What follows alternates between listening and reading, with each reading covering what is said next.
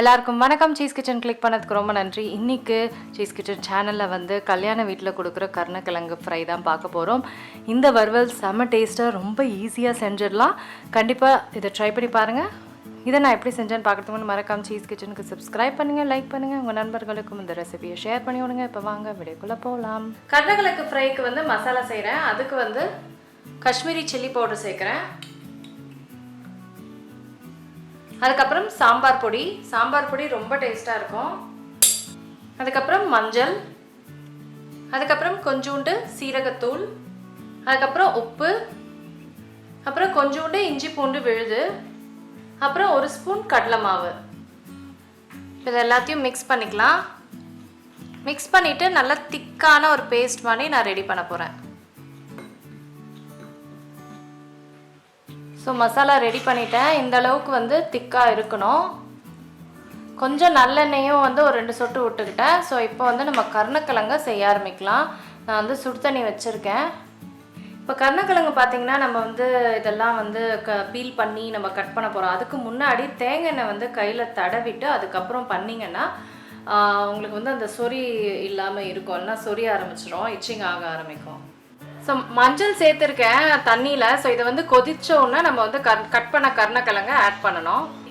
So நல்லா கொதிச்சிட்ருக்கு. இது வந்து ஒரு 80% வேகிற வரைக்கும் நம்ம நல்லா கொதிக்க விடணும். அதுக்கப்புறம் நம்ம வந்து ரோஸ்ட் பண்ணிடுவோம். ஸோ நல்லா 80% வந்து நல்லா வெந்துருச்சு. இப்போ வந்து மசாலா வந்து நான் தடவ போகிறேன்.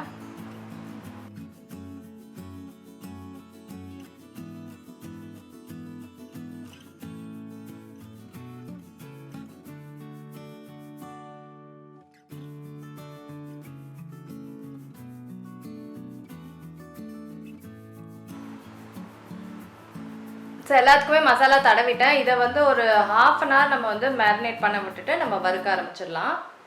ஸோ பேனில் வந்து நான் ஆயில் ஊற்றிக்கிறேன். நம்ம ஷாலோ ஃப்ரை தான் பண்ண போகிறோம்.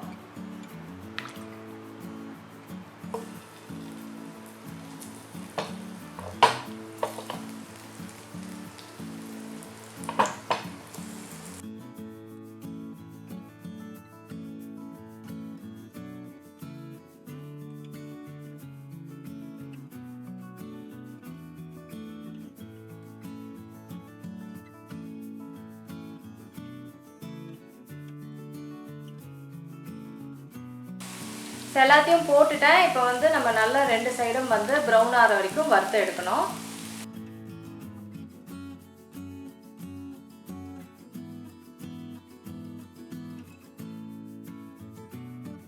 அவ்வளோதாங்க, கருணக்கிழங்கு வறுவல் ஃப்ரை ரெடி ஆயிடுச்சு. கண்டிப்பாக ட்ரை பண்ணி பாருங்கள். நான் உங்களை சீக்கிரமாக அடுத்த வீட்டில் சந்திக்கிறேன். வணக்கம்.